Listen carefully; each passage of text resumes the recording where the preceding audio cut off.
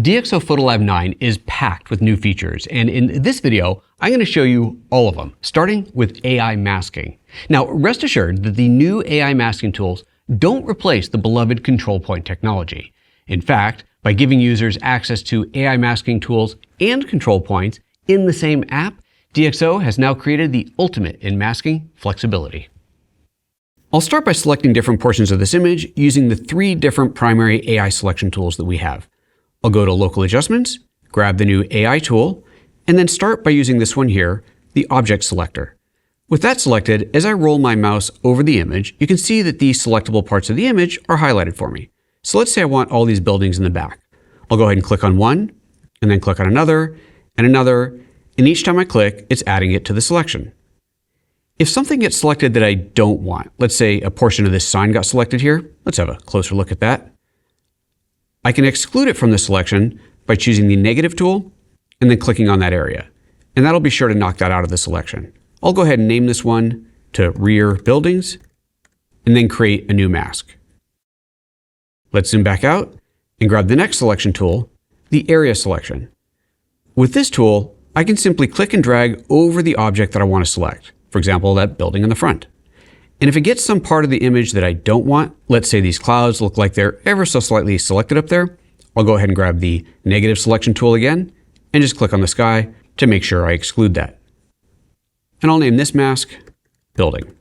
Finally, I'll do one more for the sky. And the third way that we have to select an object in here is to use this drop down and select from common subjects. For example, sky. By selecting sky, it'll detect the sky and build a mask for it. So now I have my three different selected areas, my sky, the main building, and the rear buildings. So let's say I wanted to enhance the sky a little bit. I'll go ahead and take the clear view and crank that up just a touch. And then maybe let's take those rear buildings and de-emphasize those by dropping their exposure a little bit. And then the front building, I'll highlight that one while bringing up the highlights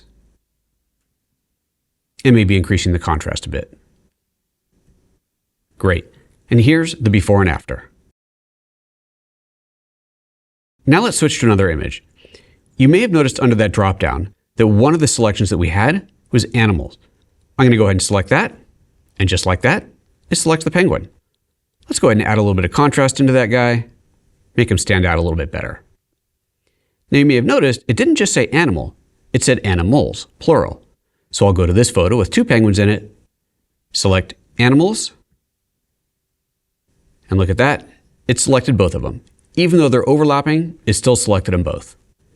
If I go to this image, there's four penguins that are in the foreground, and if I select animals from here, it is in fact going to grab all four of them. Let's go back to this image here though and work on this mask a little bit. I want to affect the image, but not actually the foreground, but instead the background. So I'll start by inverting the mask.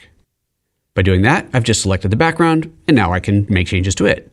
I want to make it a bit darker, but if I just take the exposure down on the background, everything other than the penguins is going to get darker, and it's just not going to look natural. So what I really need to do is have the mask affect just the background, fading up so that it doesn't affect the foreground. So to fix that, I'm going to combine this AI mask with one of the many existing masking tools. Now I could use a control point or control line, a brush, or even a luminance mask, but actually what will work best for this is a pretty simple linear gradient. First, I'm going to switch the color overlay to black and white, just to make it a little bit easier to see what's going on. With the existing mask still selected, I'll grab the graduated filter and drag a line across the back of it, like so. Now, obviously this isn't quite right because we've just masked into the penguins, which is exactly what we don't want to do. However, by clicking this button here to invert the mask shape, I now have created a mask that fades off into the background. But look at this. These are still two separate masks. I can control them individually. There's that one, and there's that one. But the end result is that they're combined together, like this. Now, if I take my exposure and drag that down a little bit, we'll see that I'm darkening the background, not the foreground, but it's gradually fading in. Awesome.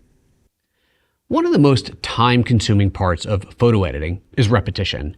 There's the fun part, creating the custom look for an image. Then there's the boring part, repeating that for hundreds of other images from the same project. So let's see how PhotoLab 9 can help with that.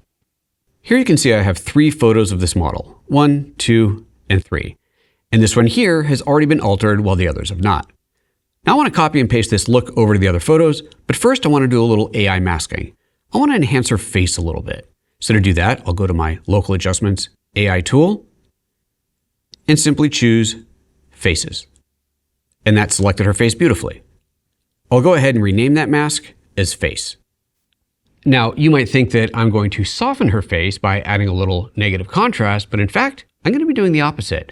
I'll add a little contrast and micro contrast to help enhance her freckles. Watch this. I'm going to take the contrast and bring that up a bit and combine that with micro contrast, and those two together are going to do a great job of making those freckles stand out. Next, this water glass is an important part of the photo, so I need to enhance that, make it stand out a little bit more. I'll add another new mask, and let's just name that Glass, and then I'll use the Object Selection tool and click on the glass.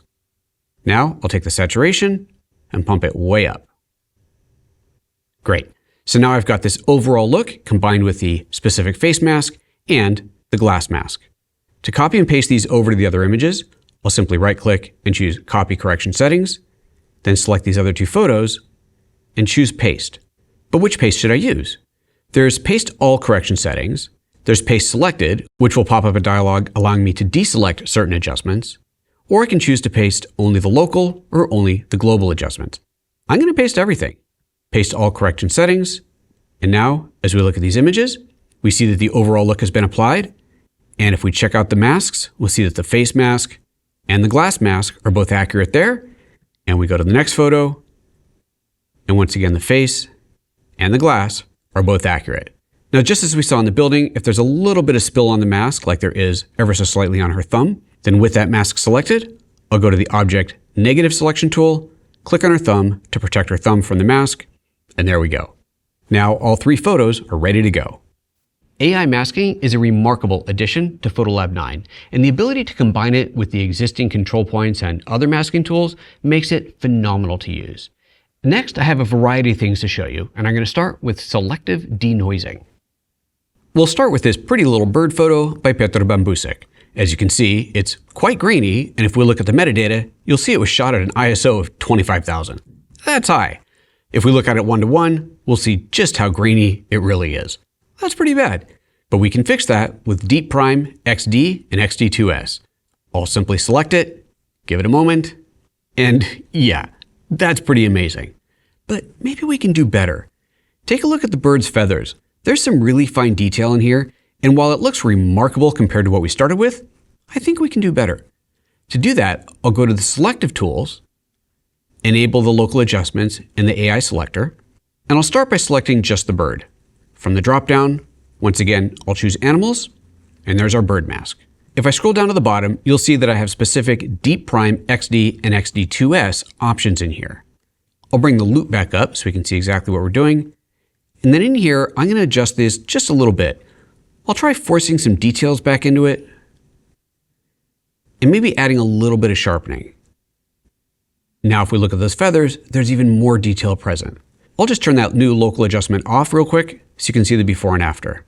There's the before, and there's the after. It's a subtle difference, but sometimes that subtlety makes all the difference. Support for iPhone photos is here in PhotoLab 9, and not just their HEIF, HEIC formats, but also the Apple RAW format, ProRAW.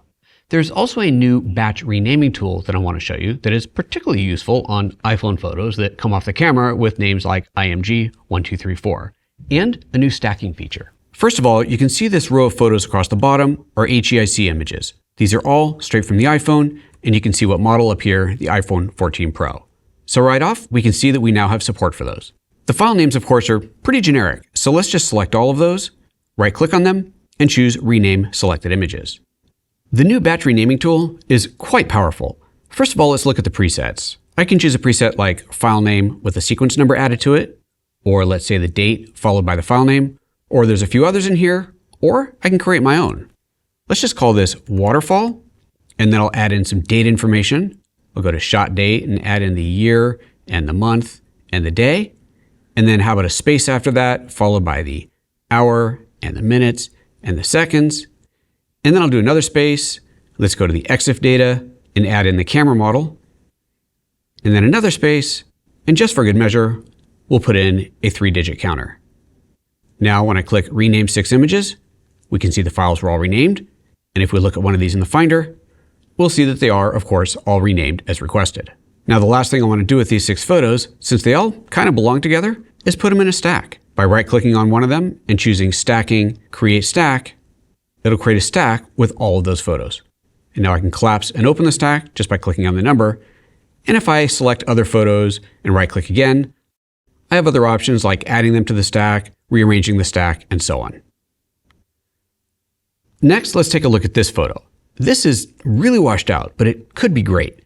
As you can see here, it is a .dng file telling me it's RAW, and the metadata tells me that it is from the iPhone 14 Pro. So this is a ProRAW file. If we look at the histogram, you can see that it's completely clipped off, and if I enable the highlights, we'll see that we are definitely blown out. But being a RAW file, I can take my exposure slider, drag that down, and see that there is, in fact, a lot of data in there. But we need to do a little bit more than just change the exposure on this. So I'll start by going to my presets and choosing a DxO style natural preset, and that's done a pretty good job, but we need to do more to the sky. So I can go to my AI tools and select, for example, just the sky, and then start working on that. Now you've already seen most of these tools in effect, so I'm just going to quickly jump over to a finished version of this photo so you can see what this can look like with a little bit of work. There's the photo, and we can see the before and the after, so you can see the clear advantages of working with ProRAW.